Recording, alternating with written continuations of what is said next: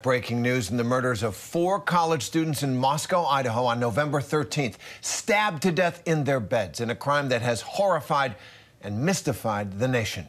Law enforcement sources tell ABC News a 28-year-old man, Bryan Kohberger, is now under arrest in connection with the killings.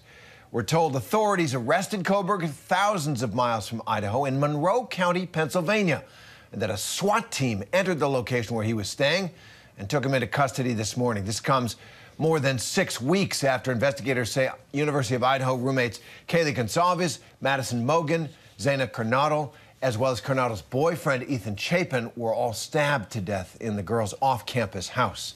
With me now for more is ABC News' Kana Whitworth, live in Moscow, Idaho, and former chief of the San Bernardino Police Department and ABC News contributor Jared Bergwan.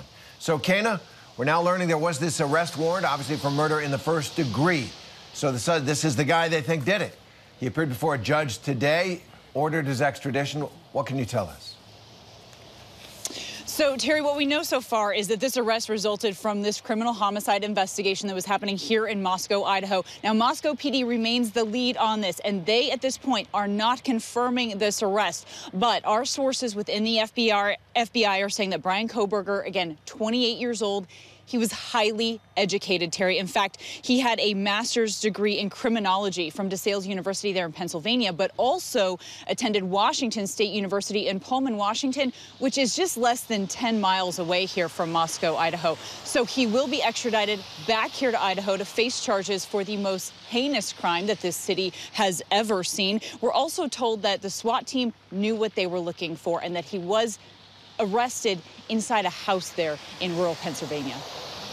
All right, a long way, as you point out, Kana, from Moscow, Idaho. Jared, we now have the suspect. We've got the arrest warrant. What do you make of this? What happens next? Well, the judge has already ordered him to be extradited, so he's going to be on his way back to Idaho before long, and we will start to see the court proceedings begin from there, from a preliminary hearing to presumably a trial. I will point out it's interesting that he's got this history in criminal justice with no prior criminal history that I'm sorry, not a criminal history in criminal justice, but a history studying criminal justice with no prior criminal history. It's going to be a fascinating aspect to this case. Yeah, it seems like he has a person who has been interested in this field, and now, right in the middle of the biggest murder case in the country right now. Kana, what's the latest on the crime scene and how this arrest factors into the investigation on the ground there? Yeah, well, first, Terry, I'll tell you, one of my law enforcement sources told me, they weren't surprised that this suspect was highly educated. They, in fact, anticipated something like that. In addition to the crime scene, right, this off-campus home, it's a popular house, it's a 6-bedroom house.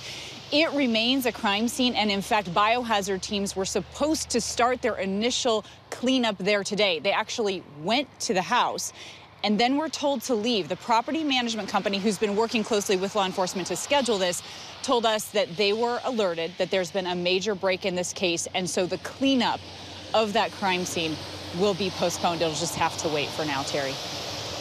And thank you, Kana. Jared, there is new body cam video. Shows apparently one of the victims in this case talking to police weeks before the murders. And do you know what this might suggest about the direction of this investigation? You know, what police knew? She seems to, we don't know the circumstances of this as far as I know. It's from Truth and Transparency. What do you make of something like this? Well, I'm sure the fact that the house was popular, these were popular college kids, it's a large house, it sounds like a place where a lot of people gather and a lot of people were in and out of, that really complicated the investigation because it added to the number of people that needed to be interviewed. It added to the number of potential suspects. It added to the number of potential motives that authorities had to look at. I'm not familiar with what the content of that body cam video was or why an officer was there in the first place, but undoubtedly, there were probably just stacks and stacks of evidence that the authorities had to go through to ultimately settle on a suspect in this case. Right. And Kana, that nugget that authorities you spoke to, we're not surprised that this suspect, the person that they now believe committed this crime, was highly educated. We're going to hear from authorities at a news conference at 4 p.m. Eastern Time. ABC News Live at ABC News is going to carry that live when it happens. So tell us what else you think we might learn there. What are you expecting to hear? What kind of questions might you have? Right, so as it goes with this case, Terry, every time we learn something, it really only creates more questions, right? So now the questions we have are, what's the deal with this white Elantra that authorities were looking for? Was Bryan Kohberger driving that white Elantra? There were also other people believed to be inside that car. Where are they? What's going on with them? Also, police said from the get-go, this was an isolated and targeted attack. I hope that we can learn why they thought that at the beginning and continue to believe that throughout the investigation. Again, authorities have been tight-lipped this entire time. They said they were responding to thousands of tips across this entire country, which you are seeing today as an arrest made thousands of miles away. So clearly everybody has been highly involved in this. They're not leaving one stone unturned. And so I hope that they give all of that information. One thing I also want to add, Terry, is when you see all this body cam footage from these responding officers in this community from months past, I thought what it really goes to show is how involved these officers are in this community. And we were told time and time again that these officers know these kids, and you see that play out, right, in that body cam video. In fact, what you were just talking about, officers were responding to a noise complaint. It was the second time they'd been at this King Street party house that night. And you see them talking with Xana. You see that these officers know these kids. They knew who they were. And so this crime, therefore, rocked not only the community, but the department as well.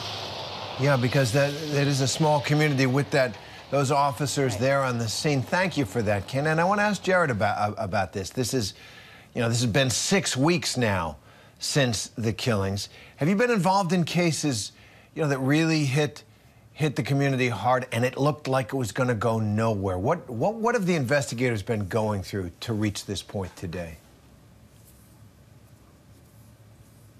Well, the reality is that in busy police departments, after 6 weeks, it almost becomes a cold case, because in a busy department, you've got, a homicide happens on Monday, and by the end of the week, you may have another, and you have cases that start to stack up that these types of cases get pushed back. The fact that Moscow, Idaho is a safe community, it's a slower community from a policing standpoint, and they had so much attention and so many resources dedicated to this, speaks to the fact that they were able to just continue to put so many resources on this.